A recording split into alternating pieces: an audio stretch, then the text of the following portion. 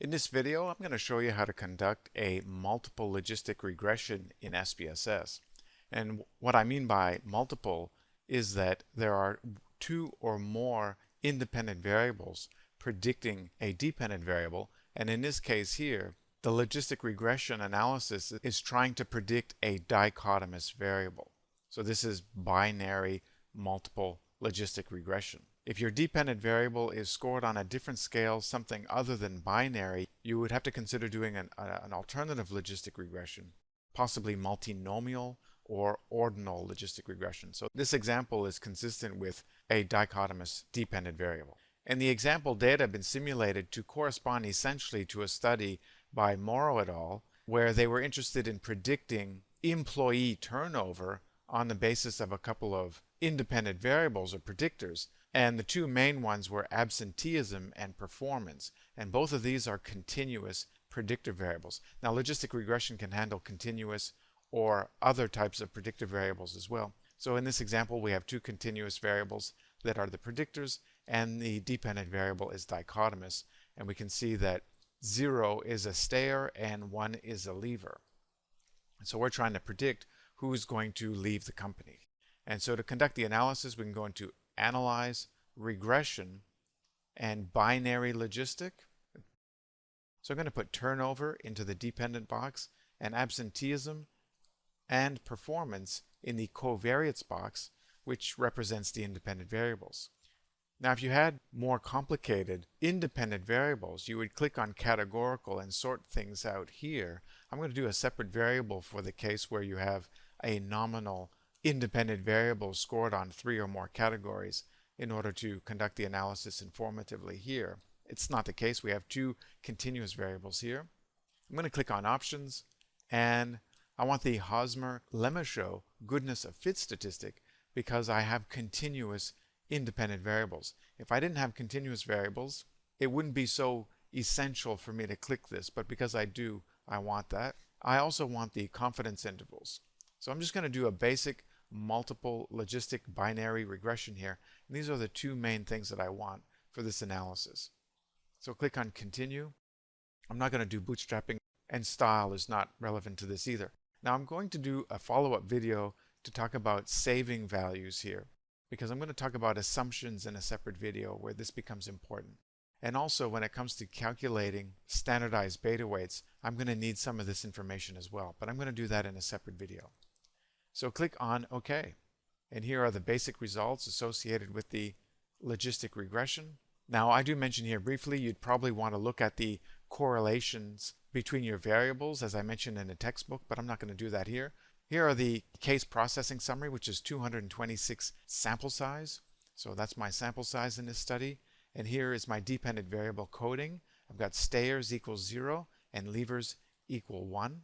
And we can see here that in the beginning block, which is block 0, this is the null model. This is not using any predictors. And we can see that the overall percentage associated with the null model is 50%, which implies that there's an equal percentage of people who left and stayed in the company. So let me just look at that and confirm.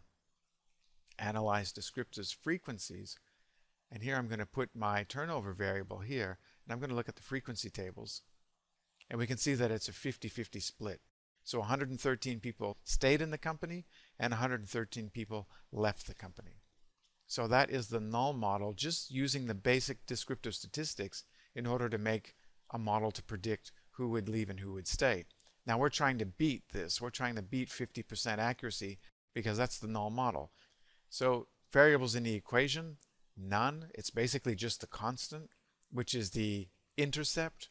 And it's not statistically significant. Not really interesting results here because this is just the null model. And then we got variables not in the equation. Well, we have our two predictors. So this is the null model. And the reason this is important is we want to identify the null model prediction capacity because we want to beat the null model with our hypothesized model. And in this case, we got 50%. So we need to beat 50% once we include absenteeism and performance in the model. Now here I've got block 1 and method equals enter. So that basically means I forced both of the independent variables into the analysis. There are alternative options like stepwise, just like you would in multiple regression. I used method enter because I'm going to force them into the equation. They may not both be significant. In fact, maybe neither of them is significant predictors in the equation. I'll find that out in a minute. So the next table is testing the model. Is there any benefit to adding the two independent variables to the model in predicting the dependent variable, which is turnover? And in this case, the omnibus test of model coefficients, which is a chi-square test, is statistically significant. Looking at this block value, 29.734 with 2 degrees of freedom and p less than 0.001. And therefore, I've rejected the null hypothesis of no added variance being predicted by the addition of the two independent variables to the model. So this is a good thing. It's suggesting that absenteeism and performance, at least in combination, are adding to the prediction of turnover. But I don't know which one. It could be both. I don't know yet.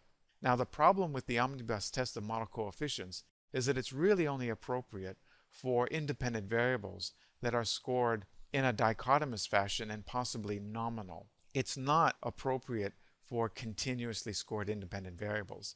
So I wouldn't trust it in this case because both of my independent variables are scored on a continuous scale. What you should focus on instead is the Hosmer and Lemeshow test. And this test was designed to overcome the limitation of the omnibus test of model coefficients, the chi-square test, because it can handle independent variables scored on a continuous scale. In fact, it was designed to deal with that. And the statistic is a bit unique because it actually indicates a useful model when the p-value is greater than 0.05. So you actually don't want to see a statistically significant effect here because a significant effect implies that the model actually isn't predicting anything. So in this case, on the basis of a chi-square of 7.34 and 8 degrees of freedom and p equal 0.500, this is suggesting that the model is predicting a statistically significant amount of variance in the dependent variable, which is reported in this table here. So we've got the Cox-and-Snell R-squared. It's a pseudo R-squared value. It's not an exact multiple R-squared value. The Cox-and-Snell is more equivalent to the model R-squared than the Nagelkirche R-squared here.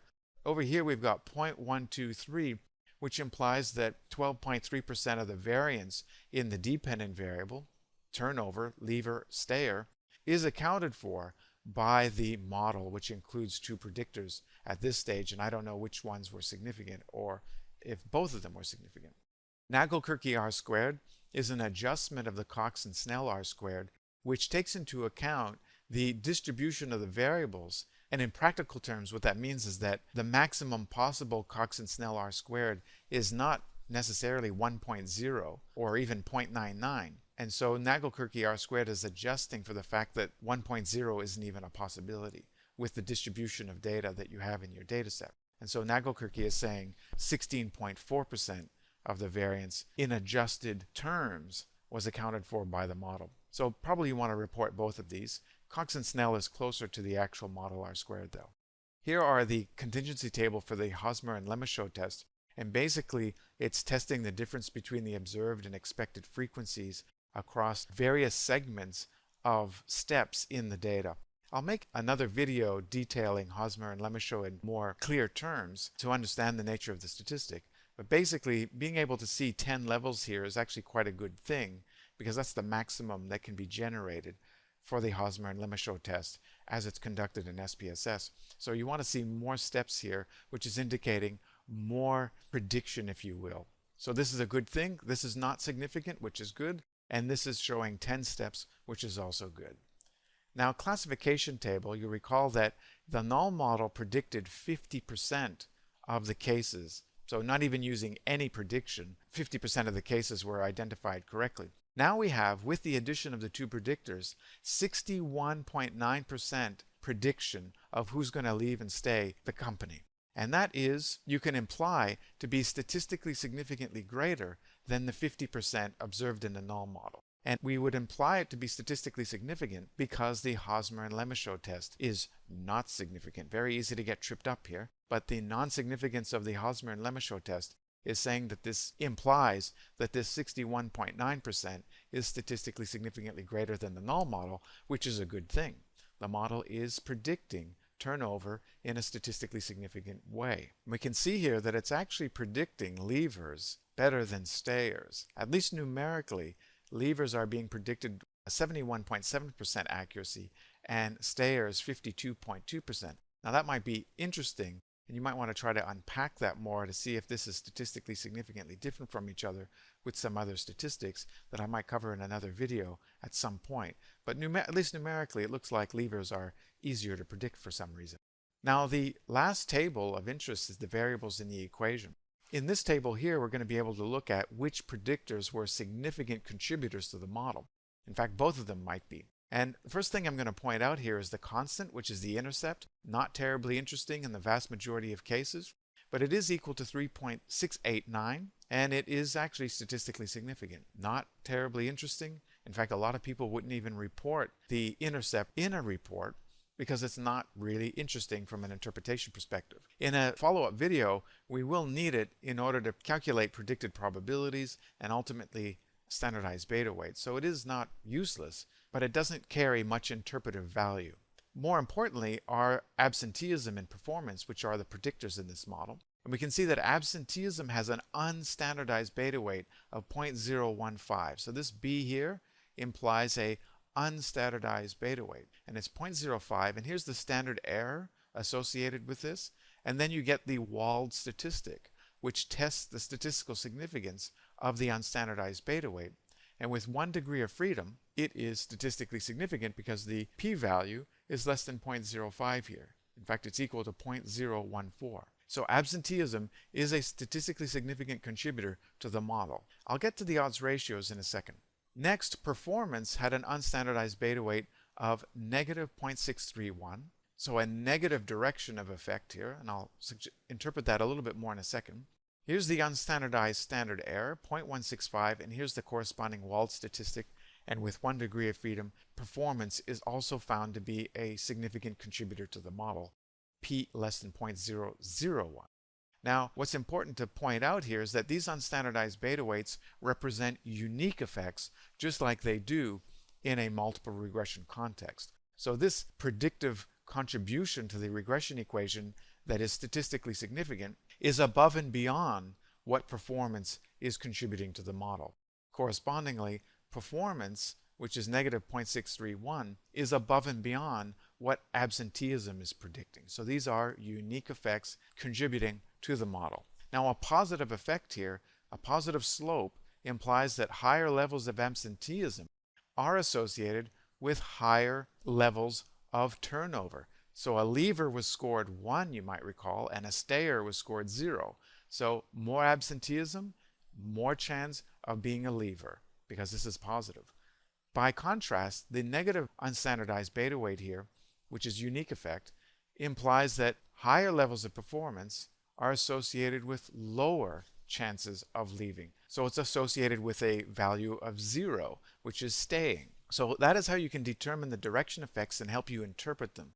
Now, unfortunately, these unstandardized beta weights are not really comparable, not even in a numerical sense, because they both have different standard deviations. As I mentioned in the textbook, absenteeism and performance have radically different standard deviations, which means that it's very difficult to make any comparisons between the degree of contribution of each predictor to the model. The walled statistics do give you some indication, though, and this is suggesting that performance was in fact a more substantial contributor to the model because 14 is larger than 6. It's a little more than twice the size of absenteeism. And so if you wanted some indication of what variable is contributing more to the model, you could look at the walled statistics. It would definitely give you an indication. Now, in a separate video, I'm going to show you how to calculate standardized beta weights for logistic regression equations so that you can have an even more direct approach to comparing, at least on a numerical basis, the contributions of each predictor to the model. Now, importantly are the odds ratios. And a big part of doing a logistic regression is to get odds ratios. And in this case here, absenteeism has a positive odds ratio. And this is implying that a higher level of absenteeism is associated with a greater chance of leaving a company. And literally the 1.016, the manner in which you would interpret that is, as I show in the textbook, is you would subtract 1.016, the odds ratio, minus 1, and then multiply by 100. And that will give you a percentage interpretation of the effect. So a 1 unit increase in absenteeism, so 1 day extra not at work in a given year, is associated with a 1.6% increase in the chances of leaving the company. And again, that's independently of the effects of performance. So that's one way you can interpret an odds ratio. And I find interpreting it in the context of percentages is the best way to go, especially when the odds ratio is quite small. So if it was 1.5 odds ratio, I'd probably interpret it as a 1.5 times greater chance of leaving the company, because you can interpret it that way too. But when the odds ratio is quite small, I think it's better to say a 1.6 greater chance of leaving the company. So those are two different ways of interpreting odds ratios. Now, odds ratios that are smaller than 1.0 need to be interpreted in a different way. So with an odds ratio that's less than 1.0, you want to subtract it from 1. So 1 minus 0.532 times 100 equals 46.8. So it's 46.8% of something. And in this case, it implies that a 1 unit increase in performance is associated with a 46.8% lesser chance, lesser because it's negative, and we have an exponentiated odds ratio less than 1.0. So it's a lesser chance of leaving the company. So that's how you can interpret the odds ratios in this context. And it's not necessarily the easiest thing to do, interpreting odds ratios, but once you have a rule to follow with respect to subtracting from 1 or subtracting 1 from the value and then multiplying, I think it should give you a good way to interpret the results in the vast majority of cases. And now again, these represent unique effects. So lastly, the 95% confidence intervals are associated with the odds ratios. And so you could interpret these odds ratios in exactly the same way I did based on the point estimate, but you'd be going lower bound and upper bound 95% confidence intervals for each of the odds ratios. So that is the basics of a multiple binary logistic regression in SPSS. And there are several other things that you can do here to help improve the value of a report when doing a logistic regression, including the standardized beta weights, which I'm going to show you in a separate video.